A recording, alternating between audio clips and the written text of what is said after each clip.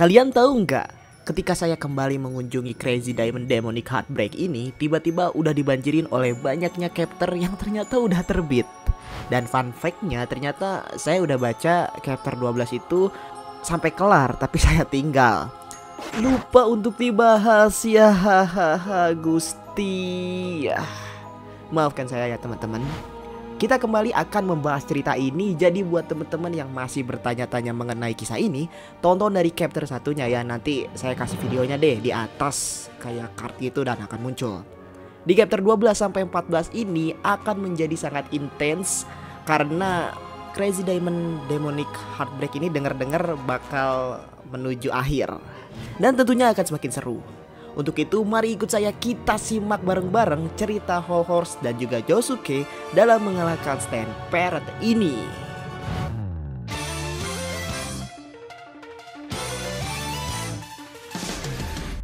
Di chapter 12 ini kita akan melihat perjuangan dari Whole Horse dan juga Josuke untuk mencari Ryoko. Tapi ketika mereka ini ketemu dengan Ryoko, satu sisi lain ada sesuatu yang lewat seperti parrot yang sedang jatuh ke bawah. Josuke ini ngasih tahu ke Whole Horse bahwa si parrot itu masih hidup. Katanya udah dibunuh sama ente.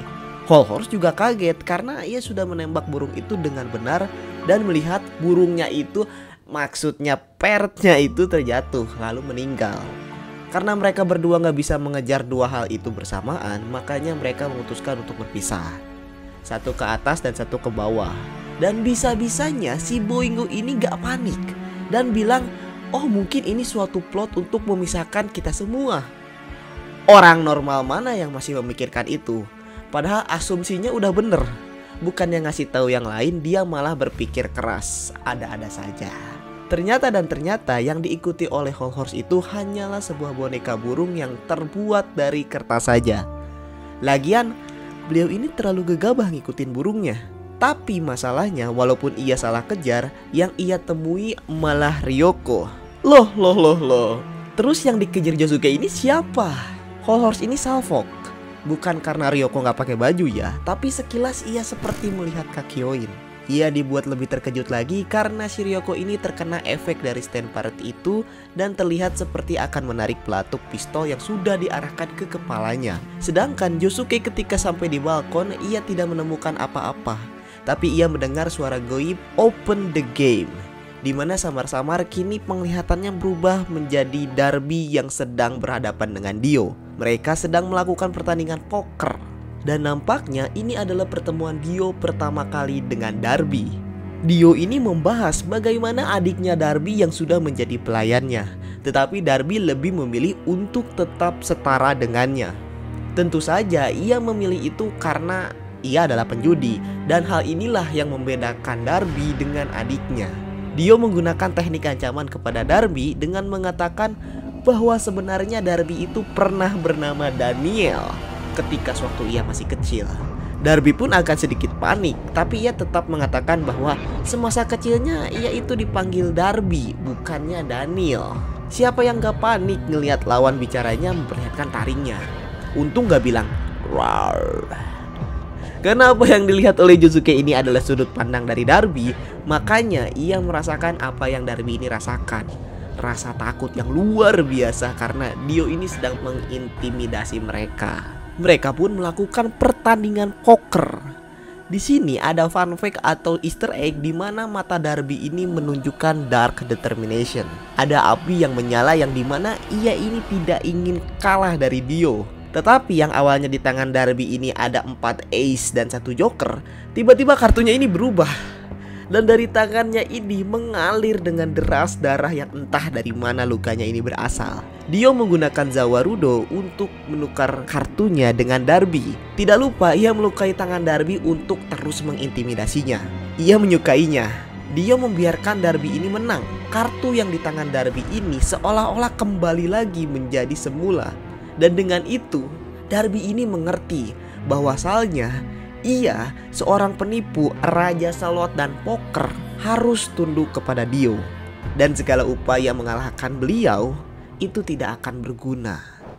Selagi Josuke merasakan apa yang dirasakan Darby, di dunia nyata datanglah Kazuki Karaya yang sudah membawa sebuah alat yang bisa menyemprotkan api, atau kita bisa disebut las, yang siap ia pukul kepada Josuke.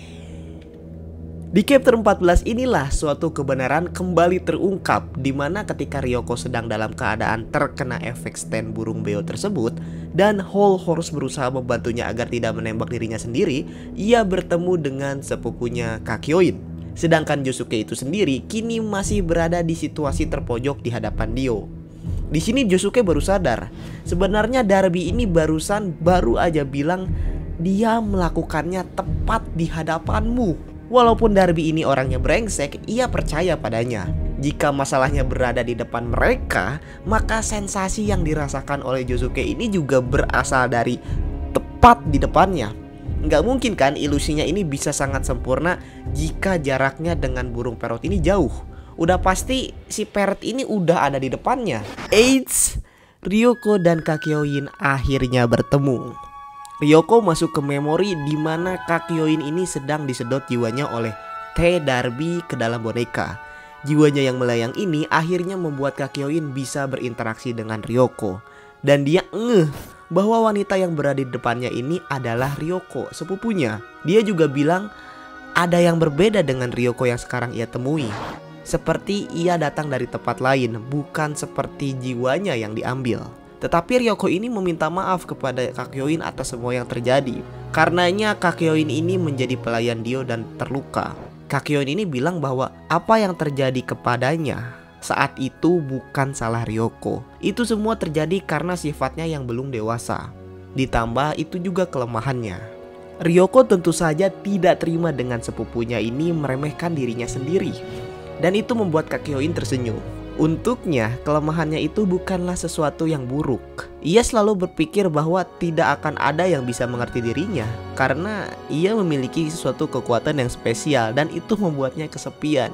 Ia hanyalah seorang pecundang dan stand-nya tidak ada hubungannya dengan semua ini. Waktu pertemuan mereka itu kian menipis, karena Jotaro dan Joseph sepertinya telah mengalahkan adiknya dari Darby. Ia pun harus kembali melanjutkan pertarungannya yang panjang. Ia tidak tahu bahwa jalan yang ia lalui ini sebenarnya adalah kematian. Jika saja Ryoko bisa menahan Kakyoin di sini, ia pasti bisa menyelamatkan sepupunya. Tapi Ryoko lebih memilih untuk menyemangatinya. Pilihannya itu sudah sangat tepat. Walaupun mata berlinang air mata, tetapi takdirnya itu adalah takdir Mubrom. Takdir yang tidak bisa dirubah. Setidaknya Ryoko ini sudah bisa bertemu dengan sepupunya untuk terakhir kalinya.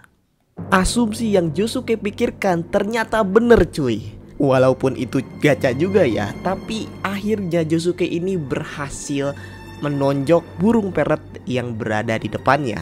Kalau bukan di depannya, mungkin Josuke yang bakal mati. Sedangkan di belakangnya ini tiba-tiba Kazuki Karaya ini muncul dan pura-pura baik, padahal di tangannya sudah siap ngeplak Josuke. Tapi Josuke tahu dan langsung mendaratkan bogemnya tepat di pipi Kazuki Karaya. Kazuki ini sempat-sempatnya lagi nanya, kenapa Josuke bisa tahu bahwa ia ini jahat? Orang bodoh mana yang ngelihat burung itu mental di depan orang yang lagi bengong nyamperin? Seharusnya si Kazuki ini bisa main lebih rapi lagi lah. Orang normal kalau ngelihat kejadian gitu pasti normalnya kabur atau buka HP. Buka HP nggak normal juga sih. Kecuali kakek Josuke, narapidana aja dibantu. Apalagi ngelihat orang yang bengong di depan burung yang mental, tiba-tiba pasti ia samperin.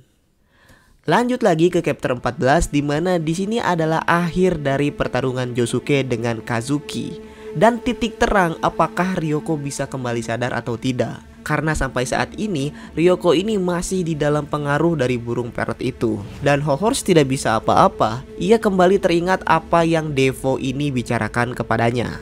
Devo itu adalah pemilik stand Ebony Devil, dimana saya pernah bahas di video stand dengan nama yang kontroversi. Udah nonton belum? Kalau kalian gabut sambil ngabuburit bisa dicek videonya ya. Hah? Ini skrip tahun kapan? Murid yang sedang makan sambil denger video ini gimana? Kocak, skrip bulan kemarin. Devo ini selalu bilang bahwa Whole Horse ini selalu bersembunyi di balik punggung orang lain. Ia juga bilang bagaimana bentuk punggung dari J. Gale dari belakang sana. Devo mengatakan hal ini untuk terus memojokkan Whole Horse karena sebenarnya ia tidak suka dengannya. Tapi Whole Horse juga ya nggak milih sebenarnya untuk ada di sini, tetapi ia itu dipilih oleh Enyaba. Tadinya Enyaba ini ingin memberikan Emperor kepada anaknya karena anaknya Enyaba ini lebih cocok untuk berada di belakang ketimbang Whole Horse. Tapi karena balik lagi itu takdir Mubrom, jadi anaknya Enyaba ini dapat Hangman. Sebaliknya Whole Horse ini dapat Emperor. Ya kalau bisa milih sih Whole Horse ini lebih baik memilih Lovers karena ya Lovers sendiri bisa dipakai buat kabur.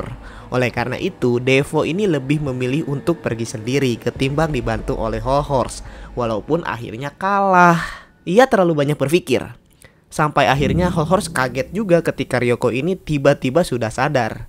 Karena Ryoko ketika sadar, ia ini langsung lari menuju ke tengah bangunan. Dan tanpa sengaja, Whole Horse ini terdorong menuju tepi bangunan dan terjatuh. Begitu juga dengan revolver yang Ryoko ini pegang, itu tergeletak di lantai.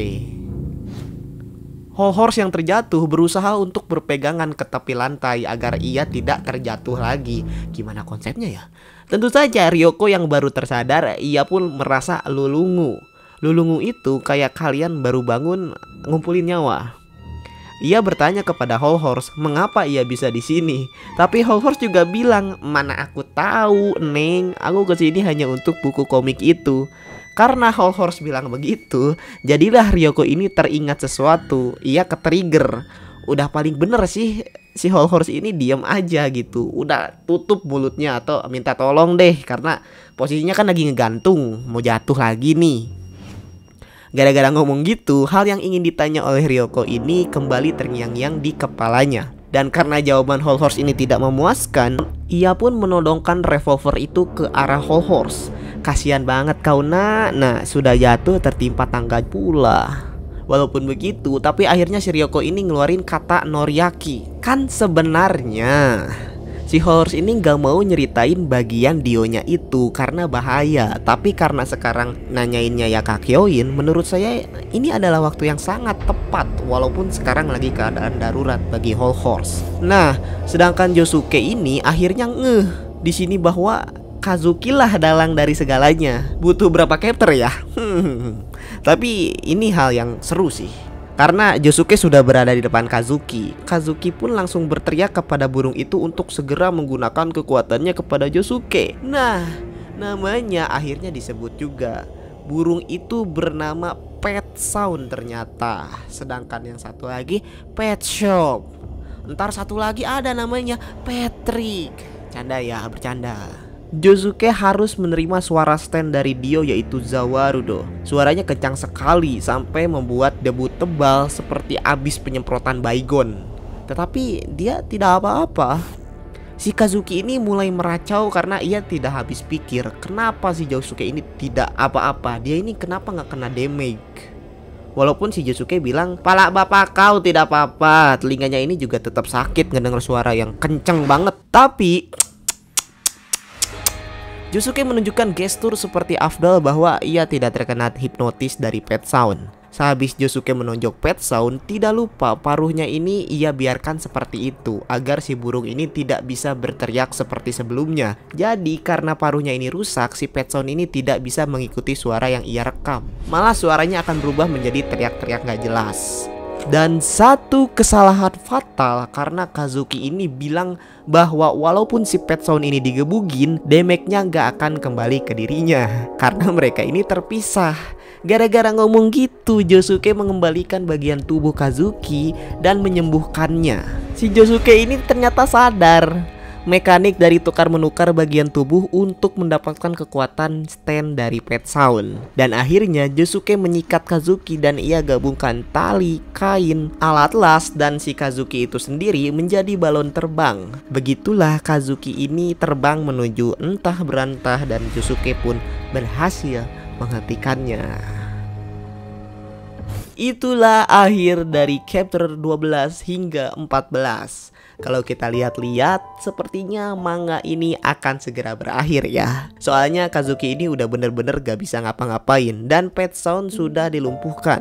Gak tahu juga sih apakah ada musuh lainnya. Tapi paling ini tinggal plot hole aja, dimana apa yang akan terjadi antara Whole Horse dan Ryoko. Apakah pemilik Stand Emperor itu akan memberitahu kejadian dari Kakyoin atau dibunuh sama Ryoko? Kayaknya nggak bakal sih kalau dibunuh sama Ryoko. Nah, menurut kalian gimana nih? Keren banget kan ya? Ini mah kerasa sih baca 3 chapter, lumayan panjang. Tapi enggak juga sih. Saya ngeditnya aja yang kerasa mah. Tapi saya seneng. Dan semoga bisa membuat kalian seneng juga. Terima kasih teman-teman yang udah nonton dari awal hingga akhir. Saya minta maaf bila ada kesalahan kata dan sampai jumpa di video lainnya ya. Adios.